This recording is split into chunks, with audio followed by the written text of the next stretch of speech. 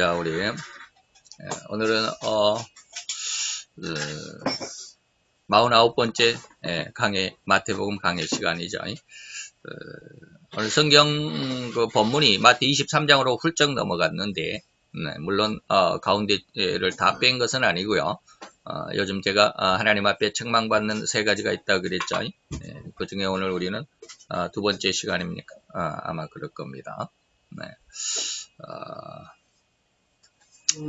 오늘은 제목이 아주 우리를 충격에 빠뜨릴만 하죠. 지난 시간에는 우리가 또 그런데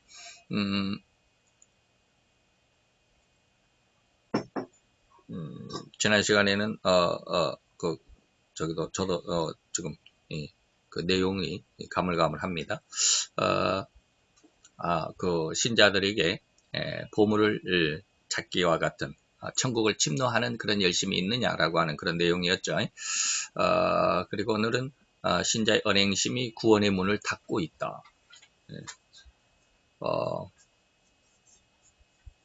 하나님께서 저에게 이러한 어떤 그 느낌을 갖게 하셨을 때 참 충격이었습니다. 제가 지난 시간에도 말씀을 드렸죠. 생전 처음 느껴보는 어떤 그런 느낌이었다라고 그런 말씀을 드렸죠.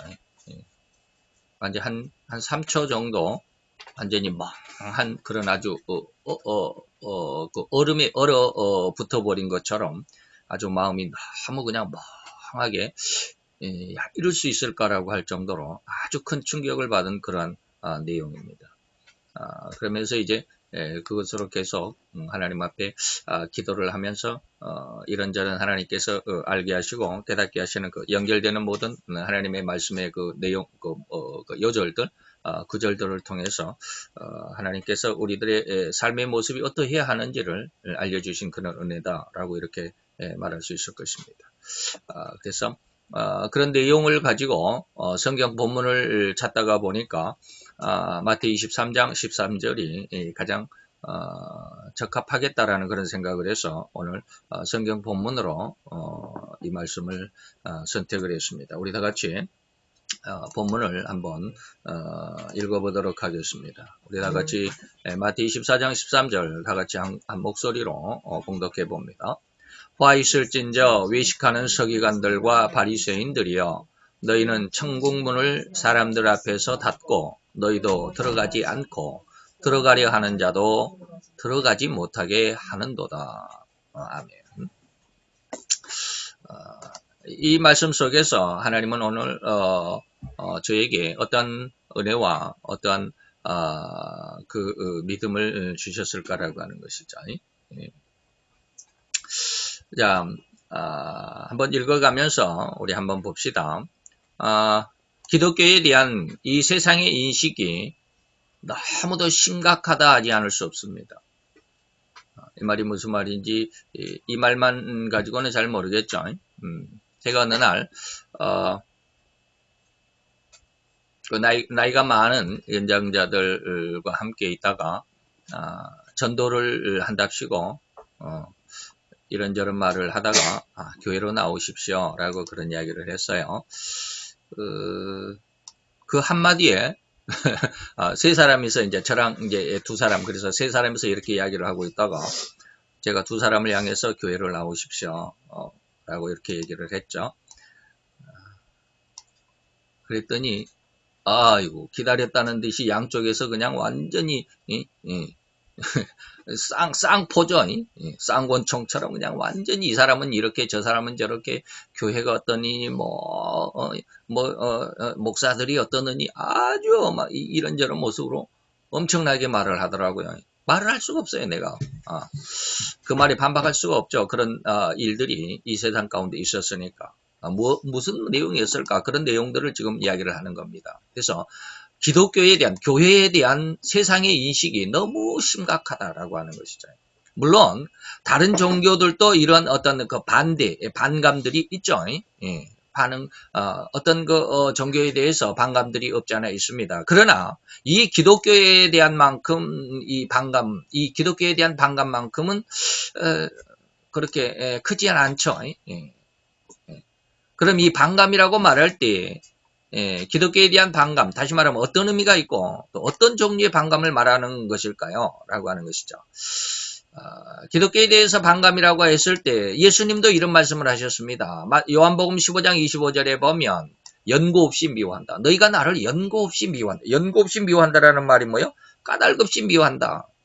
까닭없이 미워한다. 이 말을 우리가 우리 오늘 한국에 있는 한간에 있는 사람들 간에 있는 말로 하면 중것 없이 미워한다라는 말이 있습니다. 이거 여러분들 한번 들어보셨습니까? 중것 없이 미워한다. 괜히 나하고 아무런 이해 관계가 없는데도 불구하고 저 사람과 나하고는 전혀 일명식도 없어요. 그냥 한번 인사해 본 적도 없고 서로 이름 통성명을 해본 적도 없고 지나가다가 어떻게 해서 얼굴을 한번 마주친 적도 없어요. 그런데 단지 저 사람이 예수를 믿는다라고 하는 것 때문에 싫다라는 거예요. 그냥 싫어요. 이게 뭐예요? 중것 없이 미워요. 이것을 예수님께서 요한복음 15장에 뭐라고 그랬냐면 연고 없이 까닭 없이 말이에요. 이유가 없이 그냥 미워하는, 무조건 미워하는 거예요. 이해가 되죠? 성경이 없는 말이 아니에요. 다 있더라고요.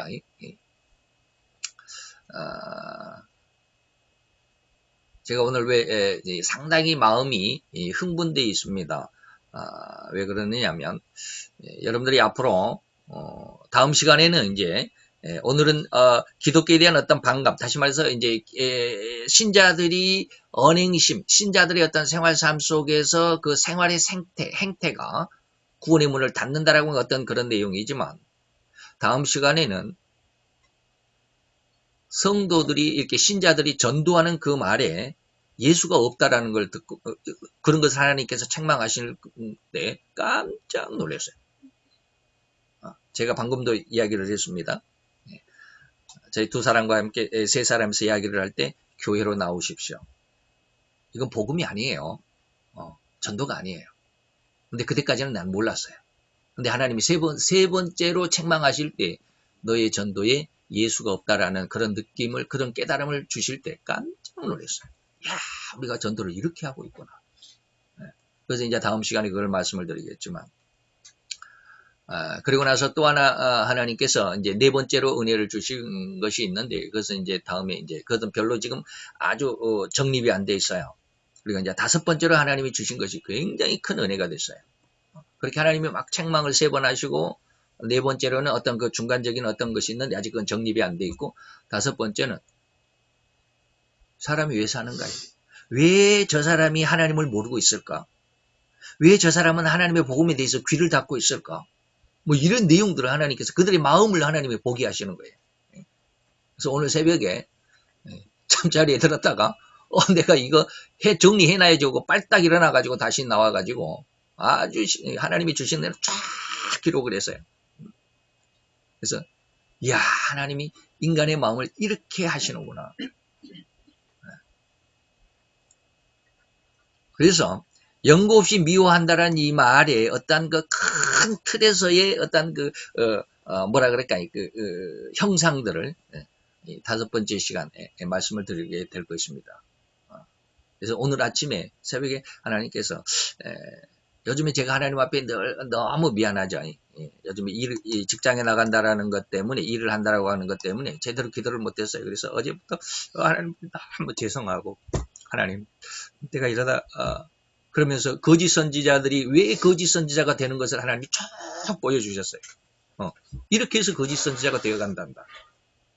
처음에는 성령으로 시작했다가 왜 육체로 마치는 줄 아느냐. 이런 모습이야. 그래서 하나님 앞에 늘 그건 이제 한 달이 지나갔지만 한 달 동안 늘 하나님 앞에 죄송하고 기도하지 못하는 것에 대해서 그랬는데 그렇게 하다가 하나님이 은혜를 주시는 거야. 왜 내가 네 마음을 이렇게 심각하게 힘들게 하는 줄 아느냐. 하나님이 연단하는 게 무엇을 연단하는 줄 아느냐. 그 뭐냐면 여러분들이 너무나도 많은 말을 많이 들어서 알고는 있겠지만 이 공감한다라고 하는 것. 하나님이 공감에 대해서 오늘 아침에 쭉 말씀하셨어요. 이 거짓 선지자에 대해서 하나님 말씀하시더니 한 30분 정도 쉬다가 다시 하나님께서 공감이라고 하는 말씀에 은혜를 주셨어요. 예수님도 그 말씀하셨어요. 공감이란 말은 체휼한다라는 뜻. 우리는 경험한다라는 말로 쓰잖아요. 경험한다라는 말도 맞지만 체휼한다는 말이 다 깊은 연관이 있어요. 체휼한다. 그래서 그 체휼하도록 하기 위해서, 내가 너를 알도록 하기 위해서, 네가 내 마음을 좀 알도록 내가 훈련을 시키는 거예요. 네. 여러분들이 공감이 없으면 복음이 안 받아들여집니다. 절대로 복음 안 받아들여집니다. 롯의 두 사위처럼 그냥 농담으로 여기는 거예요. 하나님의 말씀이 아무리 주어져도 공감이 안 되니까. 이 공감이 어떤 뜻이냐. 하나님이 오늘 그 공감이 무엇인가를 쭉 말씀을 하시더라고요. 근데 그 공감이 안 되니까 예수를 그냥 미워하는 거예요. 복음을 그냥 싫어하는 거예요. 근데 공감을 어떻게 해서 공감이 되냐? 그래서 훈련이 되더라고요. 처음부터 다 공감이 되는 게 아니에요. 근데 하나님은 그렇게 하시더라고요. 그래서 공감이 잘 되는 사람이 하나님의 복음을 쉽게 받아들이는 것이고, 그것이 신앙이 성장한 사람이에요. 그래서 하나님이 그 마음을 공감하게 될 때 내가 너를 사용하겠다라는 거예요. 내가 너를 그때 쓰겠다. 하나님이 모세를 쓸 때 몇 살 때 썼어요? 80살 때 썼어요. 80살 때. 80이 될 때까지 하나님께 모세를 어떻게 하셨을까? 엄청난 훈련했어요. 아주 왕자로서 그 어마어마한 부귀와 권세 속에 살도록도 하셨고, 노예민으로서의 아주 심각한 노예로서의 어떤 삶을 살기도 하셨고. 왜 그렇게 힘든 삶을 살게 하셨을까? 아버지의 마음을 네가 알아야 돼. 이게 삶을 체험하지 않으면 공감하는 능력이 없어요, 마음속에. 이게 젊었을 때 은혜는 잘 안 오는 것 같아요. 많이 세상을 겪어본 사람들이 공감하는 능력을 갖습니다. 이런 경험, 저런 경험, 이렇게 어렵고 저렇게 어렵고 이렇게 즐겁고 저런 즐거움 다 거의 다는 100% 다 맛보지는 못했겠지만 그런 경험이 있는 그 마음이 슬픈 사람을 보면 슬퍼할 수 있고 기쁜 사람을 보면 같이 기뻐할 수 있고 그러다 보니까 하나님의 말씀의 훈련을 받은 사람들은 말씀의 훈련 속에서 하나님의 말씀을 쉽게 공감을 합니다. 하나님의 말씀을 받아들이는 거예요. 제가 연구 없다는 말을 하려고 하다가 엉뚱한 말을 했는데 제가 이것을 보고 아주 깜짝 놀랐습니다. 제가 이걸 한쪽으로 지금 녹화가 되는 녹화 카메라 옆에다가 조금만 이렇게 걸쳐놨는데 전체를 다 걸쳐놓으면 전체를 다 보여드리면 저축이 돼요. 저작권이 저축이 돼요. 그래서 아주 조금만 이렇게 보여드리는데 이게 뭐냐면 요즘에 그 국경 없는 포차 있죠. 이게 무슨 올리브 방송입니까? 무슨 국경 없는 포차에 이번에 덴마크에 대한 덴마크 지난번에 파리에 프랑스에 갔었는데 이번에 덴마크에 가서 이렇게 코펜하겐인가 뭐 거기에서 가서 했는데 네 번째 시간인 것 같아요. 짤막하게 봤어요. 이 부분만 봤어요. 제가 이 부분을 듣고 깜짝 놀랐어요.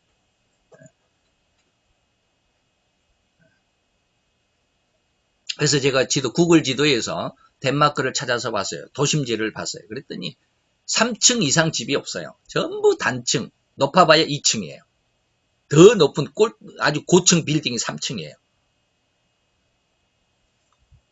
사람들이 너무 여유롭게 살더라고요. 거기는 이제 말씀을 여러분들이 한번 들어보면 알겠지만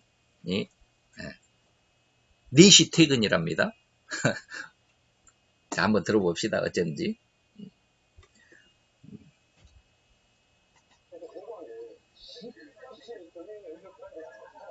저희는 월세로 사다가 사실 올해 초에 집을 여기서 샀어요. 근데 여기 은행 시스템이 되게 잘 돼 있어서 사실 덴마크 사람들은 20대 초반에 학생 때부터 그 주택 시스템을 받아서 집을 사서 이게 좀 빠르게 했네요, 제가. 월급이 늘면은 더 큰 집으로 이사하고 지금 빨리 지금 플레이를 시켰어요. 1.25배로.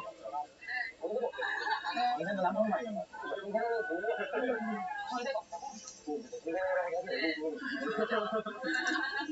근데 진짜 퇴근은 4시에요. 회사마다 달라요. 왜냐면 저 충격받았어요, 사실. 왜냐면 4시에 애를 데리러 가야 돼요. 아. 애를 4시 반까지 데리러 안 가면은 경보를 먹어요, 부모님이. 안 가면? 네, 그래서 무조건 4시에 가야 되고 아침에 한 7시 반쯤에 어린이집이 열어요. 그러니까 애들 맡기고 8시에 자연스럽게 출근하는 거예요. 그냥 여기 있으면 근데 여기가 좀 환경이 나쁘다는 생각은 들지 않아요. 그냥 좀 다른 것 같아요. 네, 처음에는 그냥 아무도 안 시켰는데 더 열심히 하고 괜히 그랬는데 어느 날 너무 많이 일하니까 오히려 평가가 안 좋았어요. 왜요? 효율성이 없는 사람으로 취급을 받고 제가 제 밸런스를 잘 못 찾는 사람으로 취급을 받아서 오히려 경고를 먹었어요. 그래서 일부 이제 더 쉬라고 난리나로 받아서 회사를 안 나오고 이제 쉬어야 되는 상황까지 생겼었어요. 일하고 싶은데 쉬라고? 되게 배신감 들었죠, 처음에. 내가 회사에서 이렇게 열심히 했는데 일을 못하게 하니까 뭐지? 라는 생각이 들었는데 지금 생각하면 왜 그런지 이해는 될 것 같아요. 그러니까 하루에 12시간씩 일하는 거보다 하루에 8시간 일하더라도 진짜 집중해서 제가 하면은 결과가 훨씬 더 좋다는 거를 이 나라 사람들이나 여기 사람들 이미 알고 있었고 사실 저는 몰랐던 거라서 점점 이제 책임감 있는 걸 맡길 수 없는 상태로 제가 저를 지쳐가는 게 회사가 아니까 끊어져 버렸네요. 끊어져도 괜찮아요. 이게 이제 무슨 내용이냐면, 지금 이제 잠깐 얘기를 했지만, 이분이, 덴마크로 유학을 갔던 유학생인 것 같아요. 그래가지고, 거기에서 이제, 또, 여자 유학생을 만나가지고 결혼을 해, 20대에 결혼을 해가지고, 거기서 20대에 집을 샀다라는 거예요. 집을, 아니, 20대에 대학을 졸업하자마자 어떻게 샀느냐? 그게 그 시스템이 그렇게 돼 있답니다. 덴마크의 그 시스템, 은행 시스템이 20대에 집을 사면 30대에 가서는 이제 졸업을 하고 회사를 직장을 하고 이제 수입이 조금 더 이제 좋아지면, 더 큰 집으로 이사 갈 수 있게끔. 그런 것도 있고요. 또 방금도 이야기했듯이, 야근이 없답니다. 야근이 없어요. 야근을 하게 되면, 너무 열심히 일하는 것은 우리는 좋다라고 생각하잖아요. 너무 우리나라는 경쟁이 심하잖아요. 그래서 외국 사람들이 우리나라를 보고 한국의 그 고등학생들이 너무 경쟁심이 심하다. 학교가 왜 그러냐라고 이렇게 이야기하는 것을 예전에도 몇 번 듣고 그랬는데 이게 이해를 못했어요. 근데 이 덴마크 이 젊은 부부의 이야기를 듣고 깜짝 놀랐어요. 야, 정말 그러나 보다. 근데 덴마크는 방금 그랬죠. 4시에 전부 퇴근을 합니다. 잔업이 없어요. 야근이 없다라는 거예요. 야근을 하면 우리는 다 열심히 하고 교회가 아니지만 회사를 위해서 나는 열심히 하고 막 회사를 살리기 위해서 회사의 어떤 수입을 더 늘리기 위해서 더 열심히 하는 것 같잖아요. 근데 덴마크의 문화 풍토는 뭐냐면 열심히 그렇게 일하는 것은 좋지만 그렇게 하면 내 몸이 지친다라는 거예요. 사람이 지침. 그러면 일의 효율성이 떨어진다라는 거예요. 그러니까 4시에 퇴근을 하고 가정을 위해서 가족들을 위해서 나머지는 자기가 뭐 음악을 하든지 그림을 하든지 운동을 하든지 뭐 자기의 어떤 여가를 위해서 나머지를 사용하라는 거예요. 그러다 보니까 책임감은 그만큼 더 없으니 그냥 뭐 대충 일해도 뭐 4시까지만 이러고 그냥 뭐 대충 나머지는 뭐 내 삶을 위해서 살고 뭐 그러면 되겠네. 그게 아니래요. 이 사람들이 회사에 들어가서 20년이 됐는데도 평사원이래. 지금 나오는, 젊은, 우리 한국 유학생 부부가 막 들어갔는데 거기에 20년 된 자기하고 똑같은 직급이 똑같은 평사원이 있다는 거예요. 우리나라로 말하면 이제 과장이 되고 차장이 되고 부장급 되어 있을 사람들이에요. 그런데 그 사람들은 진급을, 다시 말해 승진을 싫어한다라는 거예요. 승진을 일부러 안 한다라는 거죠. 왜 승진을 안 하느냐? 물론 승진을 하면 수입은 더 많아지죠. 평사원보다 대리보다 과장이 더 월급이 많으니까 수입은 많아지는데 그만큼 모든 이 회사에 대한 책임을 자기가 다 져야 된다라는 거예요. 그러니까 더 골치 아프죠. 책임을 져야 되니까. 그러니까 승진을 안 하고 그냥 그 돈을 받아도 수입이 좀 덜 받아도 그 수입으로 내가 평상시에 평상 생활을 하고 그리고 내가 내 삶의 여유를 가지게 되고 그러다 보니까 승진을 싫어하는 거예요. 그냥 나는 여기에서 내가 이 상황에서 열심히 일을 하고 그리고 내가 일한 만큼의 책임은 내가 지겠다. 그러니까는 일한 만큼의 책임을 분명히 가지고 있어요. 조금 더 직급이 높아가면 더 많은 일을 해야 되고 더 많은 책임을 가져야 되고 그 책임감이 굉장히 뚜렷하더라고요. 그래서 그런 책임감이 부담이 되니까 승진을 안 하는 사람, 일부러 승진을 시켜주려고 그래도 승진을 안 한다라고 해가지고 20년 된 자기 평사원 된 그런 사람과 지금 자기가 같이 일을 하고 있다라고 그런 이야기를 하더라고요.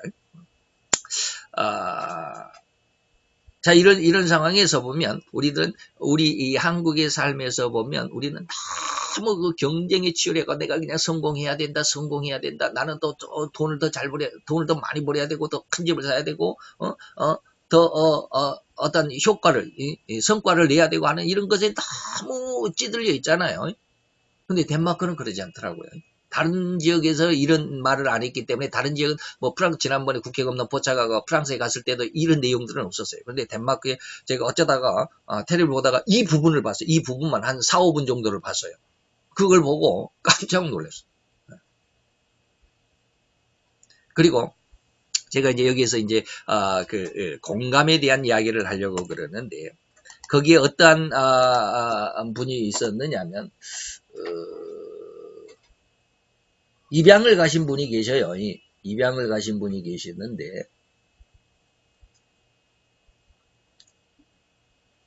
여기에는 없나 보네요.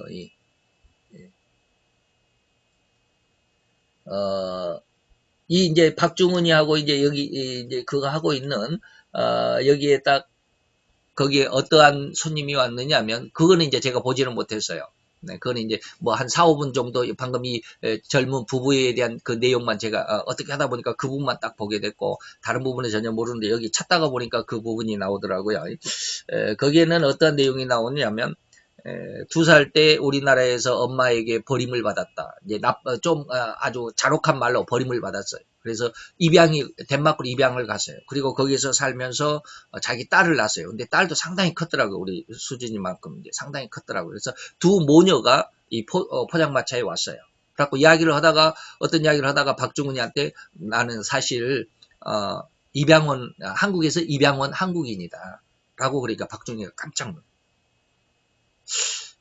그러면서 이렇게 입양됐다라는 말을 쉽게 할 수 있는 그 엄마를 보고 박종훈이가 놀래더라고요.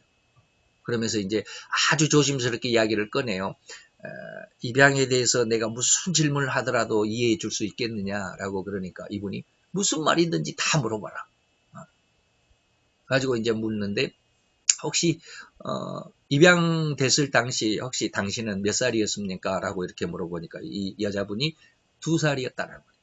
2살 때 입양을 와가지고 그러면 당신이 지금까지 성장하면서 한국에 가본 적이 있느냐 그러니까 딱 2번을 가봤대요.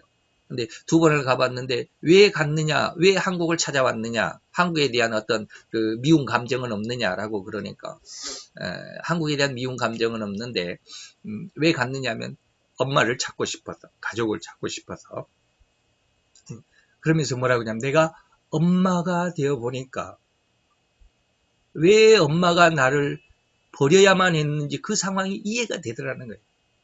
이게 공감하는 능력이거든요. 내가 엄마가 되기 전에는 나를 버린 엄마를 무척 미워했겠죠. 나를 버린 한국이 너무나도 싫었겠죠. 그런데 엄마가 되고 나니까 내가 아이를 키워보니까 아이에 대한 사랑이 아이에 대한 내 마음이 어떻다라는 것을 느끼게 되니까 엄마가 왜 나를 버려야만 했던지가 이해가 되고 그게 수용이 되더라는 거예요. 그래서 그 엄마, 나를 버린 엄마라도 만나보고 싶다. 그래서 자기 딸하고 이제 한국에 와가지고 만나고 이제 그랬다고 그러는데 거기에서 이제 제가 박종훈 씨도 말을 못 하더라고요. 엄마를 만나고 싶어서 내가 한국에 갔다라는 그 말에 박종훈 씨도 굉장히 울먹거리면서 말을 못 하더라고요. 그게 뭐냐면 공감이거든요. 하나님께서 왜 우리를 이 세상에 이렇게 살도록 하셨을까? 하나님의 마음을 좀 우리에게 체험시키기 위해서, 내가 널 얼마나 사랑한지 체험시키기 위해서. 근데 그 체험은 쉽게 얻어지는 게 아니에요. 수많은 이런저런 아주 많은 어려운 일, 즐거운 게 희노애락을 겪으면서 그 마음에 체휼이 돼야 돼요. 하나님의 마음을 가장 잘 아는 사람이 누구예요? 에녹이었습니다. 에녹이었어요. 그래서 아들 무드셀라를 낳고 65살 때 아들 무드셀라를 낳고 300년을 하나님과 동행했다. 하나님의 마음을 쉽게 이해할 수 있었던 사람, 에녹이었어요. 그런 거예요. 그래서 그 공감하는 능력이 없을 때 세상은 하나님을 거부하더라라는 거죠. 그래서 롯의 두 사위처럼 하나님이 공감이 안 되니까 하나님의 말씀에 대한 훈련이 안 돼 있으니까 하나님을 이해하지 못하는 거예요. 하나님이 그를 사랑한다라는 것을 모르고 세상을 하나님이 심판해야 된다라고 하는 것을 몰라요. 이게 공감이 안 되는 거죠. 그래서 하나님이 그 공감 능력을 갖게 하기 위해서 세상이 이렇게 힘들게 모세를 80년 동안 그렇게 힘들게 했고 요셉을 얼마가? 14년, 15년 동안 그렇게 인신매매를 당하고 종노릇하게 되고 더 나아가서는 죄수가 되게 하고 누명을 쓰고 죄수가 되게 해서 감옥에 갇히는 죄인이 되게 하고 그 어마어마한 심각한 어려움을 겪게 하시면서 하나님은 그 마음속에 뭐예요? 하나님을 찾는 공감하는 하나님의 마음을 이해하고 왜 나를 하나님 이렇게 힘들게 하십니까? 저도 그런 걸 무척 많이 하나님 앞에 기도해서 하나님 왜 이렇게 힘듭니까? 왜 이렇게 나는 이렇게 돈도 없이 또 뭐 실력도 없이 뭐 하나님 나를 이렇게 힘들게 하십니까? 네. 하나님께서 오늘 새벽에 다 그걸 대답을 주신 것 같아요. 내가 공감하는 능력을 마음을 갖게 하기 위해서는 요셉을 통해서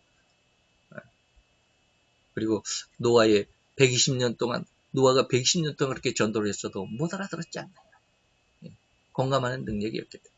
그래서 세상은 온전히 그 능력, 그런 어떤 마음이 없기 때문에 준 것 없이 미워한다.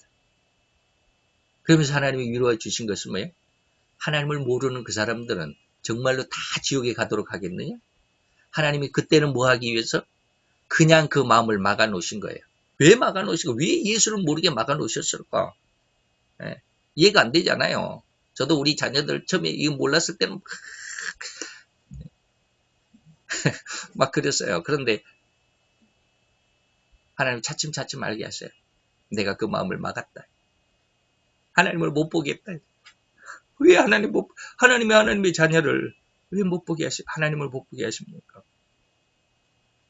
체휼해야 돼요. 체휼해야 됩니다. 경험을 해야 돼요. 모세가 40년은 어떻게 해요?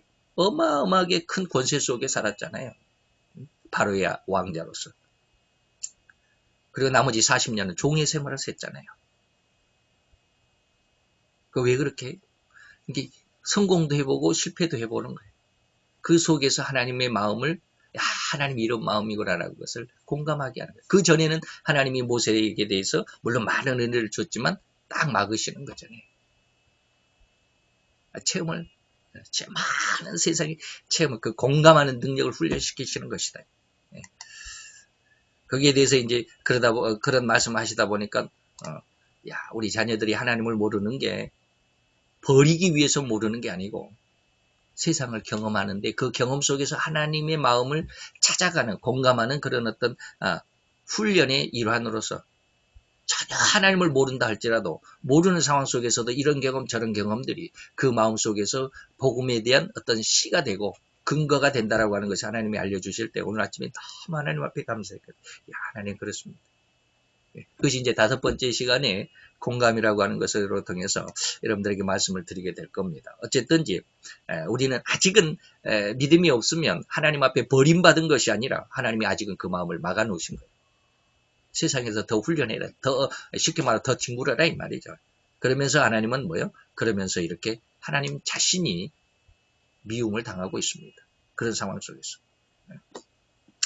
자, 그런 말씀을 했습니다.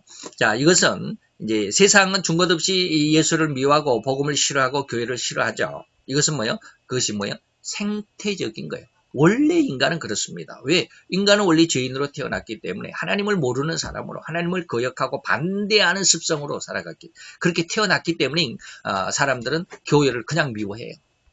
어쨌든지 이 기독교에 대한 세상의 반감이 이처럼 크고 강력한 아닌가 하는 그런 생각이 떠날 수 없는 그런 느낌을 받았습니다.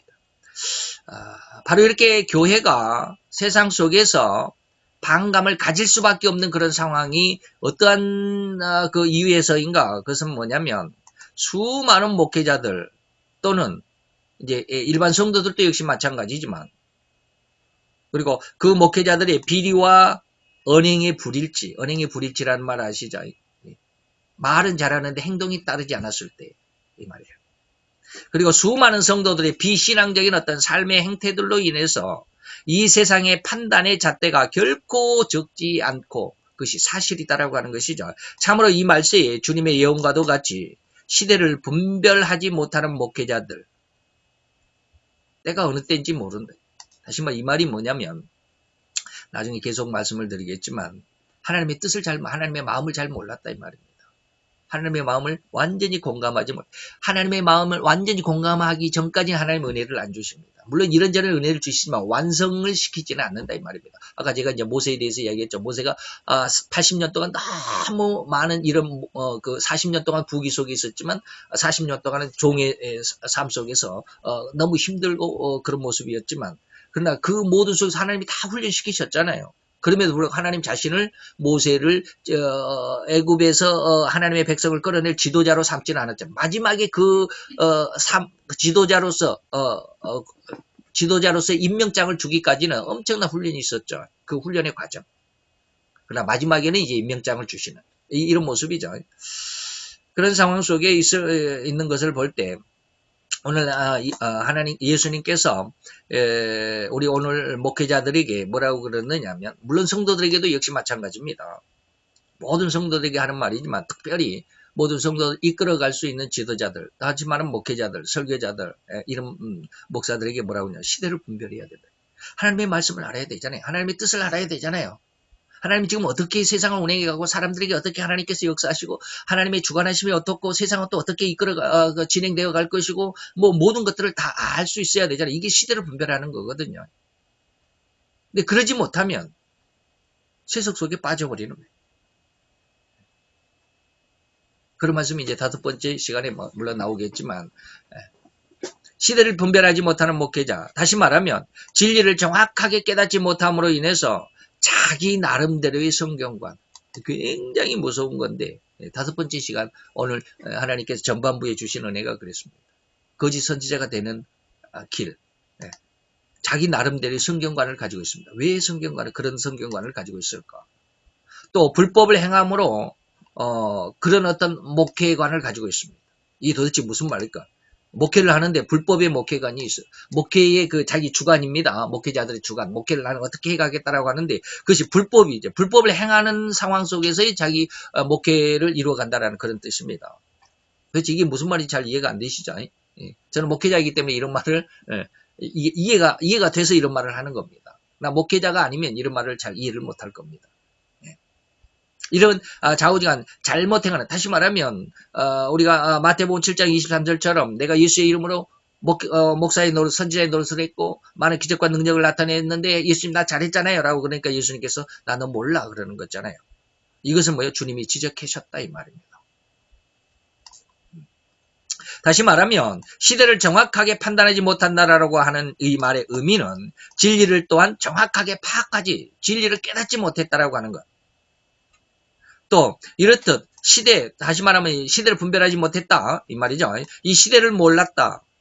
또 다른 말로 하면 진리를 정확하게 파악하지 못함으로 인해서 목회자들은 어떠한 상황 속에 빠지냐면 온통 자기만의 생각과 자기 어떠한 생각으로서의 삶을 유지할 수밖에 없습니다.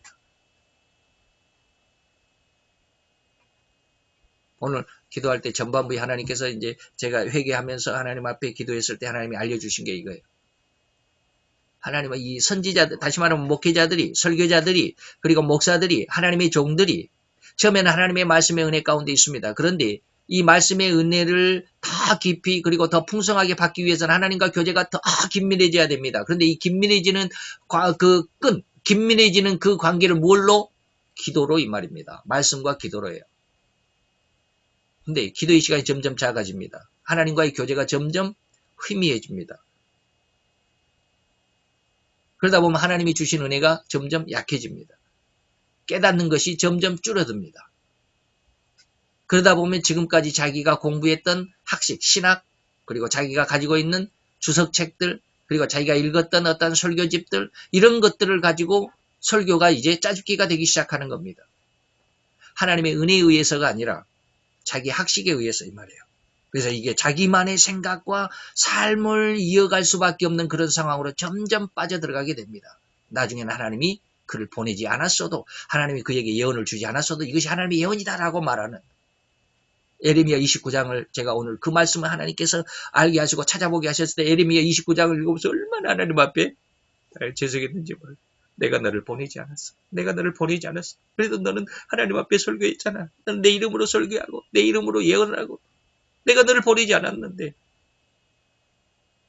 이 거짓 선지자들. 자기만의 생각으로 굳어져 버립니다. 이런 일련의 세상에 기독교에 대한 인식과 지적을 결코 좌시할 수도, 이것을 작은 것으로 여겨서도 안 될 지금 우리 이 시점에 있습니다. 그래서 마지막 제가 많은 교회들이 적그리스도의 수와, 다시 말하면 거짓 선지가 될 것이다라고 누차 이야기를 하잖아요. 많은 교회들이, 많은 교회 목사님들이 거짓 선지자의 반열에 들어가 버리고 말 겁니다. 그래서 그렇게 되면 그 교회가 666이라고 하는 짐승의 표를 주게 되는 것이죠. 누가 줘요? 교회 목사들이 줍니다. 666표는 의사들이 뭐 베리칩을 사람들에게 심어주는 그런 게 아니에요.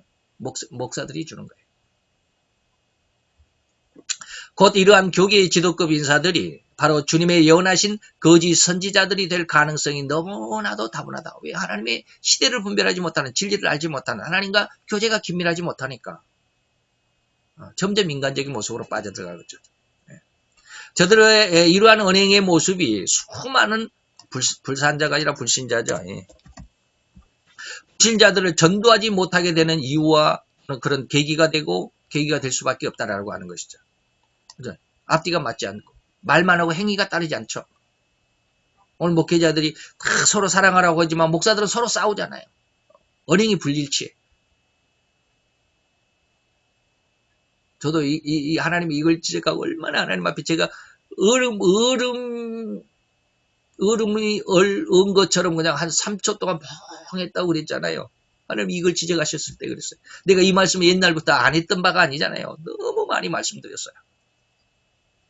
하나님 이것을 깨닫게 하셨을 때 제가 완전히 얼어붙었어요. 한 3초 동안 참으로 목회자들의 그리고 성도들의 언행 불일치는 그러한 모습이나 그러한 인격의 열매들이 나타남으로 인한 이러한 것, 언행 불일치하는 이런 것들 주의해야만 하는 가장 큰 전도에 방해되는 문제입니다.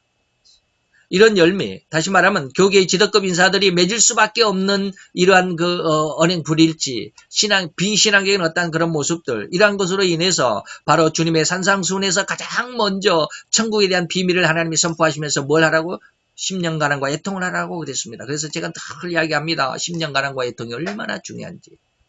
거짓 선지자가 되는 지름길 앞에 뭐가 있습니까? 애통. 그 10년 가난은 은혜를 얻었을지라도 애통을 지나지 않았기 때문이다라는 말씀을 가끔 드렸습니다. 이 애통의 중요성을 우리가 이해할 수 있어야 되는데 이걸 이해를 못합니다. 그러다 보니까 애통에 대한 하나님의 그 간구함이 없어요. 애통의 은혜를 간구함이 없어요. 그러다 보니까 죄성은 그 속에 그대로 남아있는데도 불구하고 그것을 알지도 못한 채 그냥 그 위에 큰 어떤 신앙의 믿음의 탑을 쌓아가게 되는 거죠. 그러다 보니까 마태 7장 마지막 22, 3, 4절, 5절까지 지혜로운 건축자와 미련한 건축자의 모습처럼 어떤 시험이 올 때 순식간에 무너진다. 또한 더욱이 이러한 과정을 결코 알지 못해 10년 가난과 애통의 과정을 통과해야 된다라고 하는 이런 과정들을 결코 이해하지 못하고 알지도 못해. 그리고 그러니까 그걸 소홀히 했을 뿐이야. 그냥 그 중요하다라고 그것을 꼭 거쳐야 한다라고 하는 그런 아주 그냥 긴박한 그런 어떤 간절함이 없어요. 그러다 보니까 그냥 넘어가는 거죠. 아무런 의식도 없이 그냥 넘어가는 거예요. 그래서 이러한 산상수훈의 말씀과 또 그 말씀이 이루어져가는 과정이라는 것을 결코 알지 못하고. 그래서 마지막 때 이 거짓 선지자들이 뭐요? 많이 일어나서 많은 사람들을 미혹하게 하겠다. 요한일서 4장에서도 많은 거짓 선지자들가 세상에 나왔으니까 너희들은 뭐하라? 영을 다 믿지 말고 하나님의 그 영에 속해 있는지를 시험해보고 믿어라. 그러시잖아요. 성경에 없는 말들이 아니에요. 곧 예수님께서도 지도급 인사들이 성경을 곧 하나님의 의도와 뜻을 제대로 알지 못함으로 인해서 나름의 해석이 될 수밖에 없었다라고 하는 것. 성경을 오해했다라고 하는 것을 예수님이 지적하시기도 했잖아요. 사두개인들에게 7명의 그 남자 형제들과 한 명의 그 형수에 대해서 형이 장가 들었는데 아들을 못 낳았더라. 그러니까 둘째가 그 형수에게 장가 들어가지고 또 아들을 못 낳았더라. 그러니까 셋째가 넷째가 그러다가 7명이 다 그 여자에게 장가 들었는데 다 나중에는 죽었다. 그러면 천국에 부활할 때 이 여자는 7명의 형제들을 다 남편으로 맞았으니 네 아내가 되는 것이냐? 이렇게 예수님에게 질문을 했잖아요. 그러니까 예수님께서 대답하여 가라사대 너희가 뭐요? 성경도 몰랐다. 하나님의 능력도 알지 못하는 것들로 뭐예요? 성경을 오해했다. 기가 막히잖아요. 성경을 제대로 알지 못하면 엉뚱한 말이 되고요. 이렇게 하나님의 의도를 오해함으로 인해서 행하는 모든 목회와 활동들이 절대적으로 개인적으로 흘릴 수밖에 없어요. 오늘 사두개파들이 괜히 성경을 떠나 있는 사람들이 아니에요. 성경 안에 있는 사람들이에요. 그런데 그것을 오해했잖아요. 또한 주님께서 마지막 심판대 앞에서 저들을 선고하, 이제 마지막으로 죄를 선고하는 그 모습에서 뭐라고 그랬어요? 마태 7장 23절 불법을 행했다. 마태 13장에서는 뭐예요? 불법을 행한 자들을 다 거두어내서 풀무불에 집어 던져 넣어라. 요한 1서에서 그 불법은 뭐라고요? 죄다라고 말하잖아요. 그래서 이 불법은 성령의 활동이 아닙니다. 또한 악령으로 된 활동도 아닙니다. 몇 번 말씀을 드렸죠. 오로지 이 불법이라고 하는 것은 인간적인 이성과 인간적인 감성과 인간의 지성, 인간의 지정의, 인간의 인격적인 영이 아닌 혼적인 이 말입니다. 그래서 그 노력과 결실이라고 할 수 있는 자기 어떤 실력 혹은 능력, 그래서 성령으로 시작했다가 육신으로 마치는 이 모습이죠. 그러한 실력과 능력으로 목회와 신앙을 꾸려왔다. 이제 앞에 제가 여러분들에게 말씀드린 이 말씀이 이해가 되십니까? 뭐라고 그랬습니까? 언행불체, 아까 이거 어디가 있었나요? 여기. 진리를 정확하게 깨닫지 못함으로 나름대로의 성경관, 그리고 불법을 행하는 목회관. 이 말씀이 이해가 되십니까? 바로 이런 뜻입니다.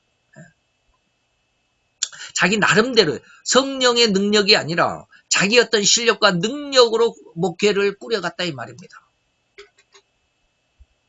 이것은 절대로 하나님의 의도와 뜻대로가 아닐 수밖에 없어요. 그래서 불법을 행했다라고 그래요. 나름대로는 예수의 이름으로 목회자의 노릇을 했고 기적을 나타낼 수도 있었어요. 이 불법은 적법이라는 하나님의 의도와는 참으로 엄청난 차이를 가질 수밖에 없음이니 이 불법의 근원은 뭐요? 성령의 역사가 아니었다. 성령의 역사로 인한 은혜나 활동이 아닐 수밖에 없고 더욱이 절대적으로 영의 활동이 아니면 뭐라고 그래요? 혼의 활동이다. 내 개인적인 지정에 의해서 이 말이야. 그렇다고 한다면 그 결말은 절대로 세상적이고 정욕적이고 인간적이고 육신적인 신앙이었다. 그죠? 세상의 성공의 기준의 잣대로 목회를 성공의 어떤 여부를 가리잖아요. 그래서 교회가 더 커야 돼 성공이고 성도들이 더 많아야 성공이고 목회자들이 더 큰 차를 타야 성공한 하나님 앞에 축복받은 목회가 했고 이 세상적인 기준에 딱 맞춰서 가지고 이것이 뭐요? 세상적이고 정욕적이고 인간적이고 육신적인 어떤 신앙 속에 묻혀 있어 버렸다. 이거를 안 죽여놨더니 그러이란 우리의 신앙인들의 열매들이 너무 심각하다라고 하는 것, 이거 충격으로 받아들일 수 있어야 합니다. 그럼에도 불구하고 하나님이신 우리 주님께서는 도대체 왜 저들이 그런 육신적인 믿음을 그대로 내버려 두실까? 그러한 신앙 행태를 왜 그대로 내버려 두실까? 야단치지 아니하시고 이거 방관하는 것이 아닌가? 아니다. 주님께서는 뭐요? 오늘 이제 제가 공감이라고 하는 것은 조금 일부가 여기에서 나오는 겁니다. 하나님은 주님께서는 진실로 이 세상에 하나님의 신성을 두었다. 그랬죠? 로마서 1장 20절입니다. 창세로부터 하나님의 보이지 않는 그런 어떤 영의 역사들, 그리고 하나님의 어떤 주관하심들, 이거 보이지 않는 것이잖아요. 눈에 보이지 않습니다. 이런 것이 있다 이 말이에요.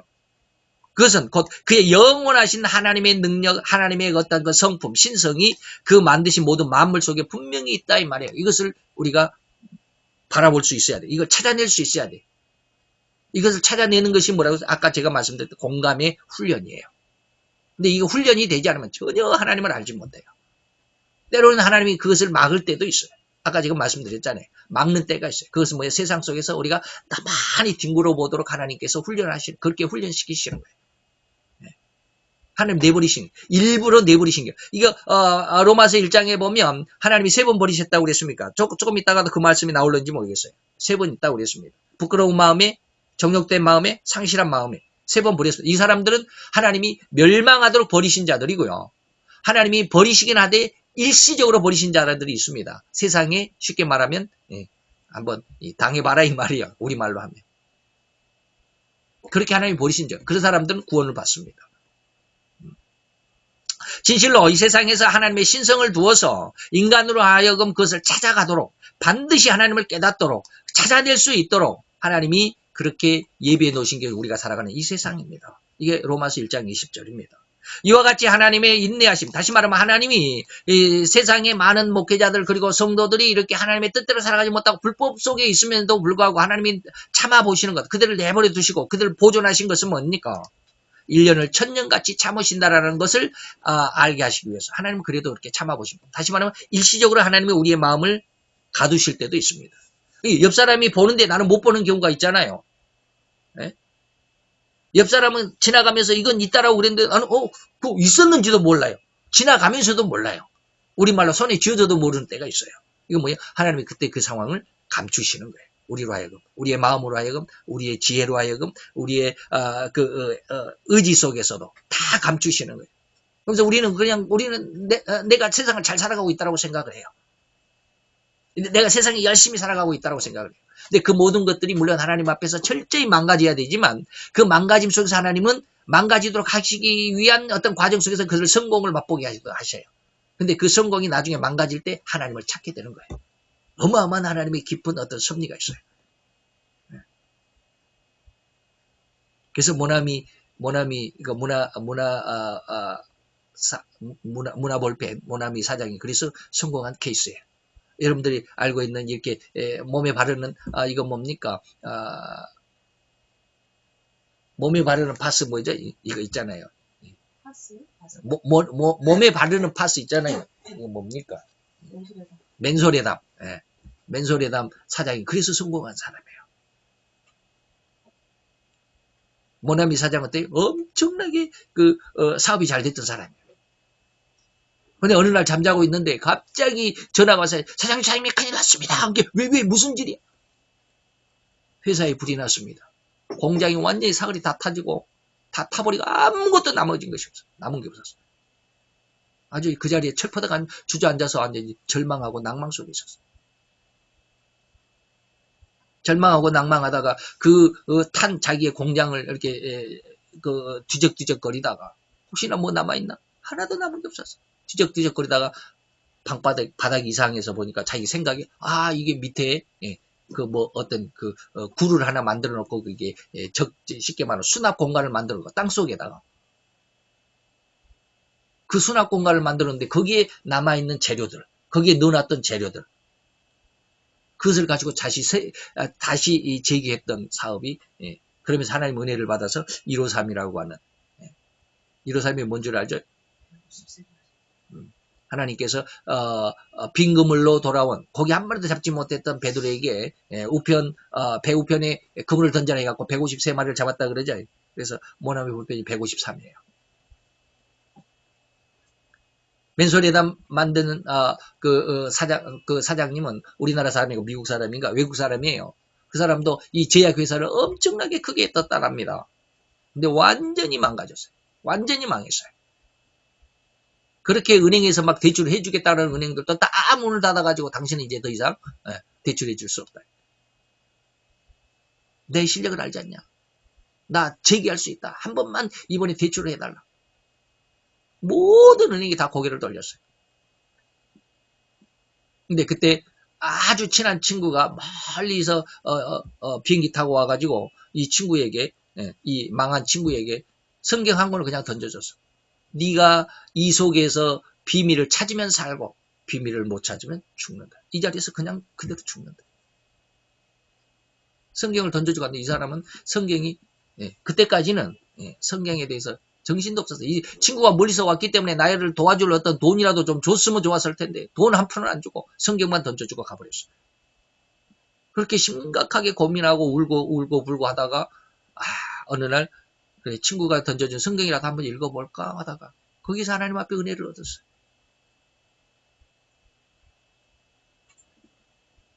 그래가지고 큰 제약회사를 하는 사람이 고약을 고약이라고 그러는데 이제 맨소리담 이것에 이제 시초가 되는 거 몸에 바르는 그 파스 작은 거 그거 하나를 시작을 했어요.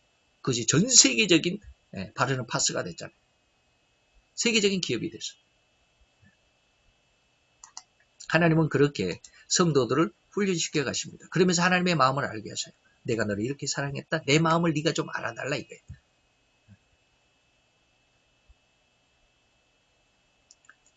그래서 베드로후서 3장 8절 9절 하나님은 하루가 천년같이 우리를 기다리시고 천년은 하루같이 우리를 기뻐하십니다. 왜 그렇게 하십니까? 너희를 대하여 오래 참으사 아무도 멸망하지 않고 다 회개하게 이르기를 원하시기 때문에 하나님이 그렇게 하십니다. 이것은 극단적으로 말하면 이단이나 사이비 단체들의 이단 사설이 세상에 만연할지라도 하나님은 그들을 그냥 허용하시고 보존하신 그런 은혜와 섭리 안에서 이 모든 일이 이루어져 가고 있다고 하는 거예요. 그 안에서 이단과 사이비들 속에서 빠져나온 사람들도 없지 않아 있지만 그 수괴들은 못 빠져나옵니다. 왜 그럴까요? 그것은 나중에 얘기합시다. 또한 그렇게 해석이 될 수도 있고 이렇게 하시는 하나님의 의도는 절대적인 법칙입니다. 이건 결코 하나님은 변기하지 않습니다.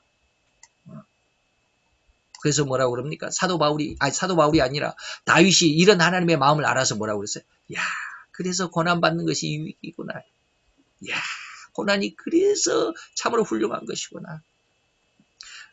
그래도 죄인들이 단 하나라도 멸망치 않고 다 구원하여 회개에 이르기를 회개하시기를 그래서 구원받게 되기를 하나님이 원하시는 것이 바로 이러한 뜻이었습니다. 이러한 해석의 원리가 진행된다면 진실로 마태의 5장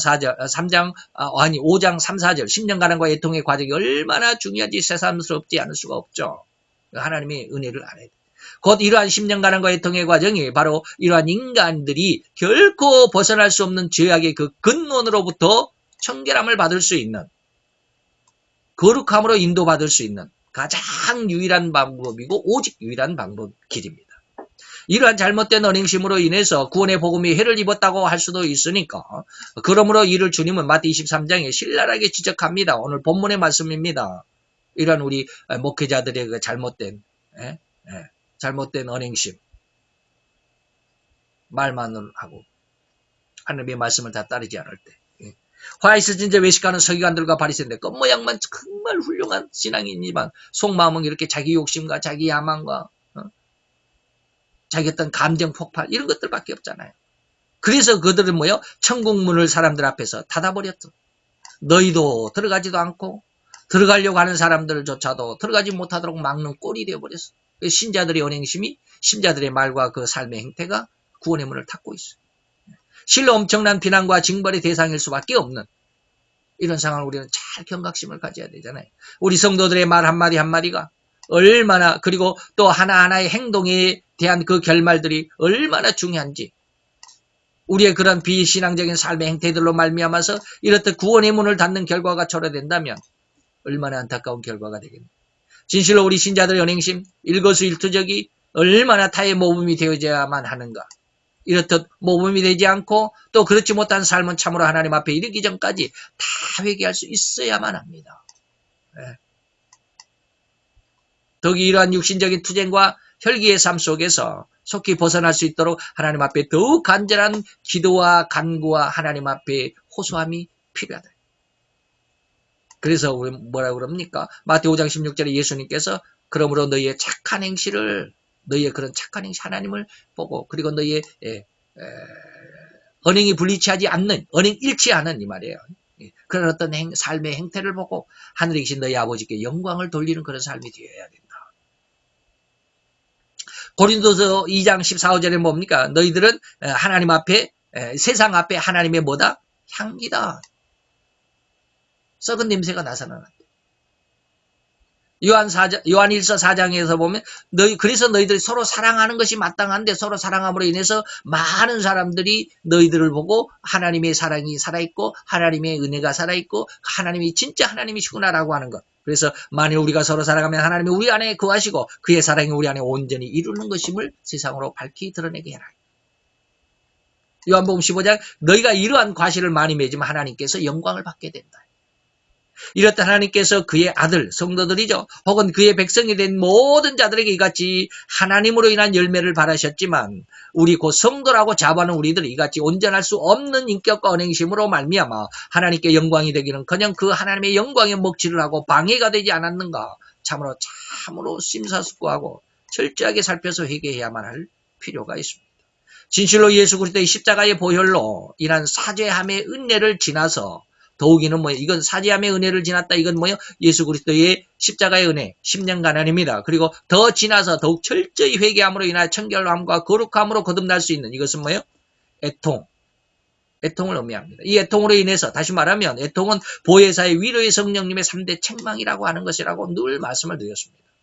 그래야만 우리의 죄악이 모든 죄악이 깨끗하게 청결함을 입을 수 있다라고 하는 것 절대 잊지 말아야 합니다. 이 정확한 과정을 밟지 않음으로 인해서 경험되거나 체험되지 않음으로 인해서 외형으로는 입술로는 마음으로는 진정 예수의 제자인 것 같지만 나는 정말 하나님 앞에 정말 거짓 없이 잘못된 것이 없이 한치도 어그러짐이 없는 나는 정확한 성도야라고 자기 자신은 정말로 진정인 것 같죠.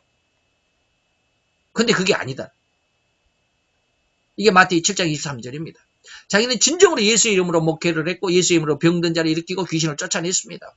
그런 예수님 앞에 자랑도 하잖아요. 근데 너도 너 자신이 알지 못하는 네 자신 속에 들어있는 죄가 있다. 그게 불법이야. 그 마음으로도 정말 진정인 것 같지만 예수님의 영광을 드러내고자 그런 진정의 마음이 있어도 할지라도 결코 어느 순간에는 돈에 의해서 온갖 추악함을 드러낼 수밖에 없다. 돈 때문에. 목사들이 이 돈 때문에. 더 큰 교회를 짓고 더 큰 교회당을 짓기 위해서. 이런 것들도 많습니다. 또한 어느 순간에는 나의 감정, 조금 나와 다른 어떤 의견들에 의해서 혈기를 부리고 눈을 부라리고 손을 움켜쥐고 울그락불그락 하면서 얼굴을 붉히는 그런 어떤 삶의 열매들. 이것들 부끄러워야만 할 일들이잖아요. 근데 그 부끄러워하지를 않더라고요. 여러분들은 모르지만 목사는 저는 알아요. 왜? 노예 가보고 시찰에 가보면 알아요. 진실로 더욱 통회하고 자복하며 회개와 눈물로 또 기도로 주님의 바짓가랭이라도 붙잡아야만 할 것이 아닌가 했나요? 절대로 기억하시고 절대로 회개하는 은혜를 추구해야만 하는 아주 긴박한 시간 속에 있다라고 하는 것을 좀 기억을 해 주시길 바랍니다. 오늘 여러 가지 말씀을 많이 드렸는데 제가 이 제목을 이렇게 붙이면서 하나님 앞에 너무 죄송했습니다. 저 자신도 역시 마찬가지예요. 제 자신의 언행심이 지금까지 하나님 앞에 구원의 문을 닫고 있다고 하는 사실을 전혀 의식하지 못했어요. 근데 하나님이 책망을 하시니까 순간 내 자신이 하나님 앞에 얼음이 돼버리고 말았어요. 우리의 모습을 하나님 앞에 내어드릴 수 있는 귀한 은혜가 되어졌을 줄로 믿고 우리 다 같이 기도하도록 하겠습니다. 할렐루야. 주님 여호와여 주께 감사를 드리나이다. 주의 영광 앞에 있는 하나님의 귀한 아들과 딸들 위해 주님 함께 하시고 진실로 이 시간 위에 주님 함께 하심으로 살아가는 귀한 자녀들 그 심령들 위해 주님이여 오늘 하나님의 귀한 은혜 모은 종이 덧입혀지기를 원합니다. 저들의 마음이 하나님의 귀한 섭리 하나님의 장중 안에서 아름답고 귀하게 다루어진 바 되게 하시고 또 훈련받게 하시고 반복되는 아버지의 그런 반복되는 상황 속에서 더욱더 하나님을 믿는 귀한 믿음으로 성장해가는 아버지의 그 고난 중에서 생명을 찾아가는 아름답고 귀한 생명들이 되게 도와 주시옵소서. 예수 그리스도의 이름으로 감사와 기도드렸사옵나이다. 아멘.